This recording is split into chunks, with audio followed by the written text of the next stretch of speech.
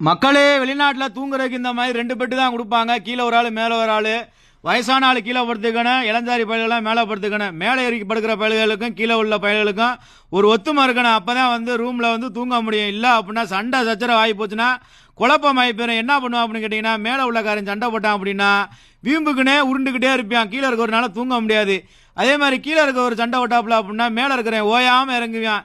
எங்கடா போகிறேன்னு கேட்டால் பதிலும் சொல்ல மாட்டேன், ஒன்றும் சொல்ல மாட்டேன். போட்டு அவரை டார்ச்சர் பண்ணி சுண்ணாம்பாக்கி விட்டுருவான். அதனால மேலே இருக்கவங்களும் கீழே இருக்கவங்களும் ஒத்துமையாக இருந்தால் தான் இந்த மாதிரி நடத்த முடியும் குடும்பத்தை. இல்லை அப்படின்னா குடும்பம் வெளியில் வந்துடும். மக்களே, இதுதான் உண்மை, நம்புங்க. மேலே பொறுத்த வரைக்கும் இந்த மாதிரி தான் கொடுப்பாங்க, மேலேயும் கீழேயும். அதனால தான் வெளிநாட்டில் சகிச்சு போகிற தன்மை ரொம்ப இருக்கணும், ஒத்துமையாக இருக்கணும். என்னதான் பண்ணாலும் பார்த்துக்கலாம் அப்படின்னு விட்டுறணும். அதுக்காண்டி தான் ஆல்ரெடி நான் சொல்லிக்கிட்டே இருக்கேன், இந்த மாதிரி பண்ணுங்க அந்த மாதிரி பண்ணுங்கன்னு. சொன்னால் கேட்க மாட்டேங்கிறீங்க. அதே மாதிரி கம்பெனி நமக்கு பெட்டு, பிளாங்கெட்டு, தலாணி எல்லாம் கொடுத்துருவாங்க. ரூமில் ஏசி இருக்கும். துவைச்சலாம் தர மாட்டாங்க, நம்ம தான் துவைச்சுக்கணும். துவைக்கிறதுக்கு சோப்பு தூள்